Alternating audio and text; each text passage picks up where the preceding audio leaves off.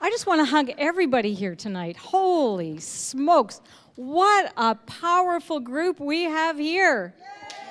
And I'm gonna say right up front, please excuse my back, because if I could, I'd paste a face over here so that we could make sure to be looking at everybody. Hi, Judith. Hi, Marlene. Hi. Oh my God, it's just fantastic. So what I want to talk to you about tonight is the inner journey of beauty. These girls are so freaking gifted at helping us tap into the outer beauty. Hi, Marcia. And I really began this journey probably about a decade ago of starting to investigate my life on the inside. I'd always been a curious person from even when I was smaller than I am today. It was my mother's, I was a pain in the butt because I was so curious about everything.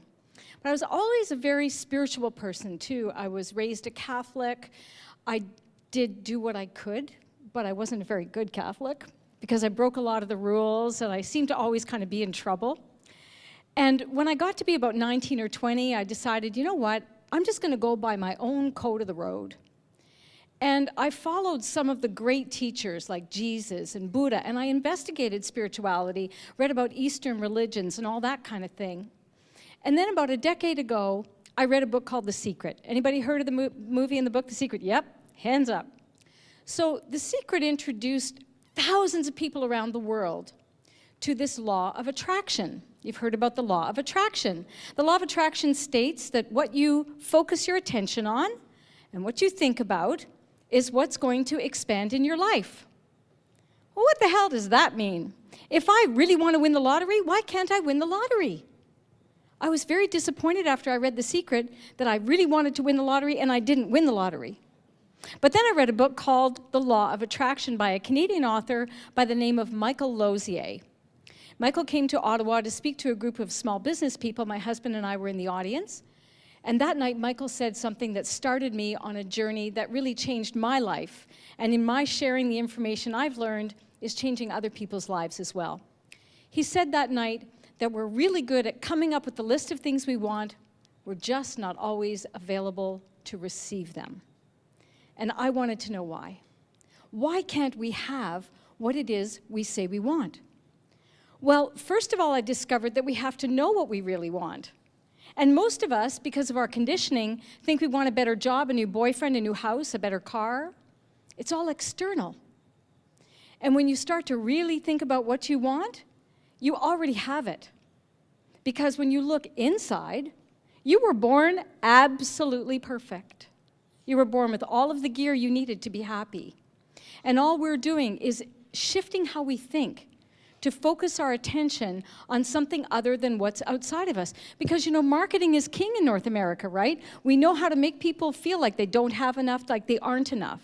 And the conditioning is there so that we will constantly be searching for more.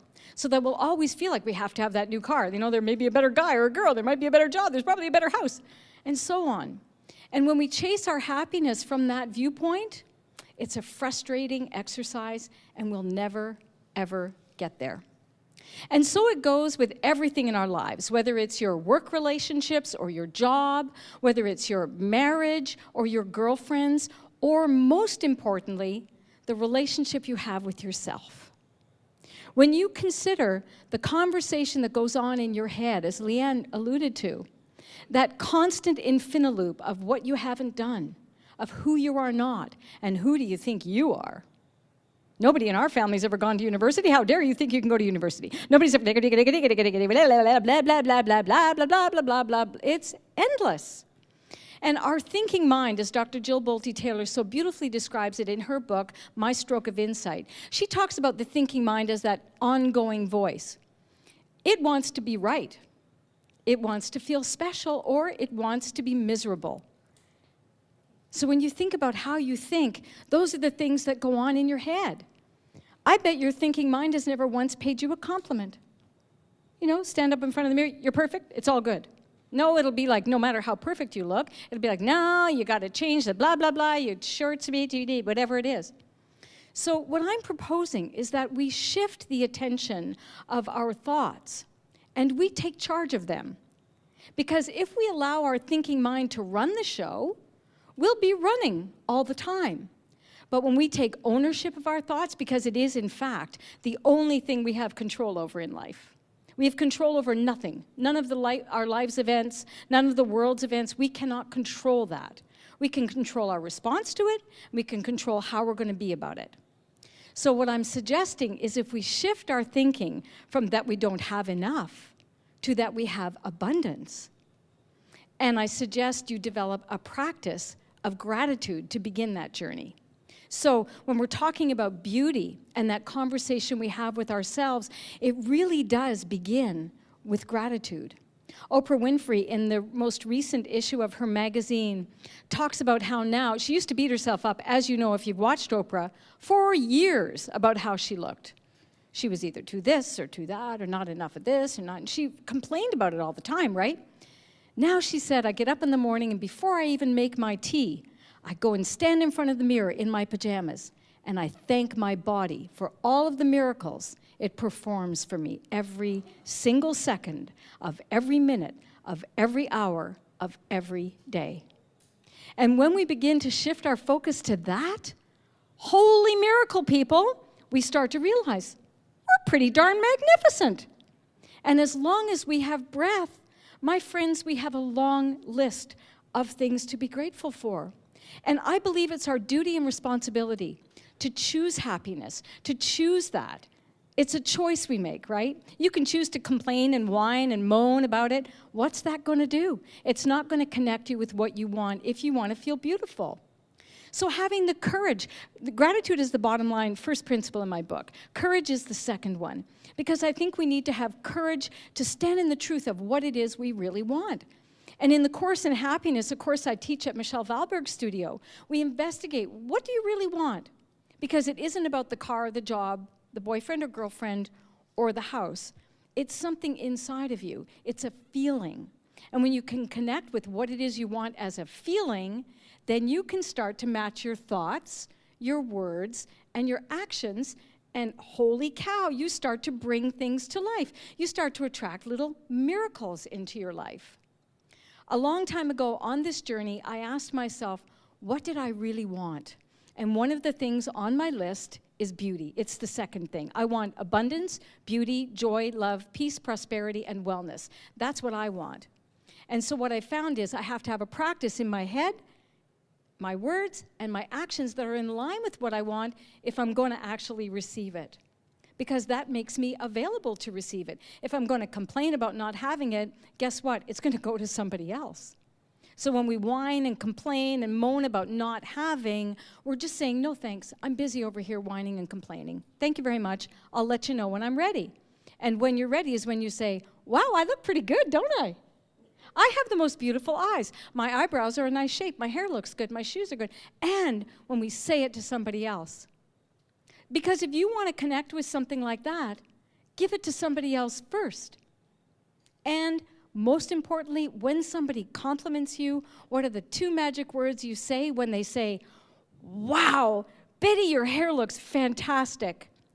Thank you. Say, thank you. We women are so conditioned to not receive, right? We're all about, oh, no, really? You're looking at me? But my thighs. No. Hello, bonjour. If I've wrapped that Tiffany box with a bow and I've handed it to you on a silver platter, please don't insult me by saying no thank you. Say thank you, because I'm giving you a gift as you're giving me a gift. And I won't go on too much tonight, and I'll try not to boot you in the arse too much about it, but I think it's super duper important to start these practices, and it's a practice. We won't get anywhere. You can't just go to the starting line of the marathon and join in. You got to practice. You got to get in condition for it, and it never stops. It just gets easier. When you have a grateful heart, you have a more grateful heart. You attract more things, you're even more grateful. That's how it works. When you're courageous and you stand in the truth of who you are, you get more courageous. You want to try living your dream for a change. Holy wow, that's unbelievable. The next thing I want to mention to you is forgiveness. Because I think many of us walk around in the world with a big giant knapsack of pain. We're pulling around our stuff like we have to have it. Like we're honoring it somehow by hauling it everywhere we go. And I'm proposing the idea that you practice forgiveness for you. Not for the person you feel may have wronged you or hurt you or whom you may have hurt, but do it for you. You don't even have to tell the person you've forgiven them. You don't have to say a thing. You don't have to write them a letter. Well, you can write the letter, but just don't send it. You don't have to do it for anybody but you. And the last thing I want to mention, because it makes you far more beautiful when you don't have the baggage. You know, you don't have that stress because the baggage is pulling on your life and you're just like, oh, I can't keep up with myself because I've got so much of it. The last thing I want to mention to you is another principle in my book, healthy boundaries. Because I think women look so beautiful when they know how far other people can go. Do you know what I mean? We tell people through our actions every day how others can treat us. And when I have a healthy boundary around something, I'm saying, you know what? It's not okay with me. You're going to stop right there. And we set the boundary again for ourselves. It's not about that other person. And if their feelings are hurt temporarily, you know what? Stuff happens. You're going to feel good. And that's going to make you more beautiful. So when we start to shift the attention of our focus, when we start to shift our thoughts to something that opens our heart and hopefully opens our mind, because I tell the girls who take the course in happiness, only 2 conditions. You have to have an open mind and you have to have an open heart if you're going to receive what it is you say you want. So there's one other thing I want to tell you, and that is that the woman sitting in the yellow sweater came in here tonight. She got here early. She chose the best seat in the house, right? She wore the color of the season. She looks fantastic. And that's how it all works, you know? You just line yourself up, you show up, oh, that must be my chair. I'm just going to have a seat over here, and everything's going to go really well for me tonight. And while I'm really happy for you to have the chair, I couldn't miss the opportunity to embarrass you on behalf of all of the other beautiful women who don't have that privilege tonight.